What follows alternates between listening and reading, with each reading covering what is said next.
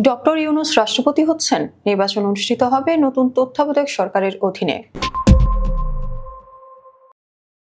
আসন্ন জাতীয় সংসদ নির্বাচন অনুষ্ঠিত হবে নতুন তত্ত্বাবধায়ক সরকারের অধীনে। শুধুমাত্র নির্বাচন আয়োজনের জন্যই এই সরকার গঠিত হবে, যার মেয়াদ হবে ৩ মাস। তবে কে হবেন এই সরকারের প্রধান উপদেষ্টা তা এখনো নির্ধারিত হয়নি। রাজনৈতিক মহল ও কূটনৈতিক অঙ্গন দুই জায়গাতেই বিষয়টি নিয়ে জল্পনা তুঙ্গে। আপাতত নিশ্চিত হয়ে গেছে ডক্টর মোহাম্মদ ইউনূস আর প্রধান উপদেষ্টা থাকছে না। জুলাই সনদের খসড়ায় প্রস্তাব ছিল প্রধানমন্ত্রী, বিরোধী দলীয় নেতা, স্পিকার, ডেপুটি স্পিকার এবং বিরোধী দলীয় একজনের প্রতিনিধি নিয়ে ৫ সদস্যের কমিটি গঠন হবে। প্রয়োজনে বিচার বিভাগের ২ জনকেও যুক্ত করা যাবে। কিন্তু যেহেতু দেশের সংসদ নেই, এবার ভিন্ন সূত্রে সিদ্ধান্ত আসবে। এ নিয়ে রাজনৈতিক দল ও বিদেশি কূটনীতিকদের ব্যস্ততা বেড়েছে। গত ১৫ই আগস্ট যুক্তরাষ্ট্রের ভারপ্রাপ্ত রাষ্ট্রদূত ট্রেসি অ্যান্ড জ্যাকবসন প্রধান বিচারপতি সৈয়দ রেফাত আহমেদের সঙ্গে বৈঠক করেন। যদিও আনুষ্ঠানিকভাবে এটিকে সৌজন্য সাক্ষাৎ বলা হয়েছে, কূটনৈতিক সূত্র জানাচ্ছে আলোচনায় তত্ত্বাবধায়ক সরকার ও রাষ্ট্রপতি ইস্যুই মুখ্য ছিল।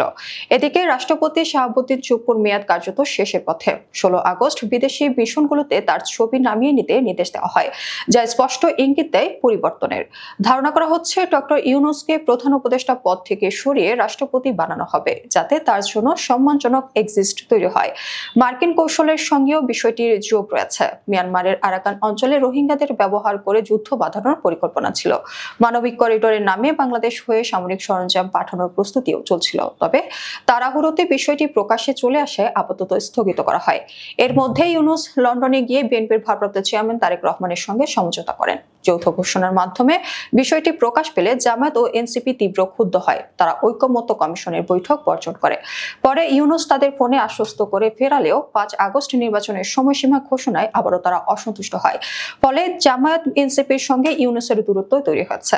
এনসিপি নেতা হাসনাত আব্দুল্লাহ বলেন, যাকে গণঅভ্যুত্থানের পরে সরকার প্রধান বানানো হলো, তিনি লন্ডনে গিয়ে সরকার বিক্রি করে দিয়েছেন। জামায়াতের নায়েবে আমির তাহিরও অভিযোগ করেন, সংস্কারের নামে টালবাহানা চলছে, আমরা কি খেলা করতে এসেছি? সব মিলে চিত্রটা এখন পরিষ্কার, ডক্টর ইউনূস তত্ত্বাবধায়ক সরকারের প্রধান থাকছে না। তবে রাষ্ট্রপতি পদে তার নামই আলোচনায় সবচেয়ে এগিয়ে। এর মাধ্যমে নির্বাচনও হবে, আবার মার্কিন স্বার্থ রক্ষা পাবে। প্রশ্ন এখন একটাই, দেশের রাজনৈতিক মহল এই পরিবর্তনকে কতটা মেনে নেয়।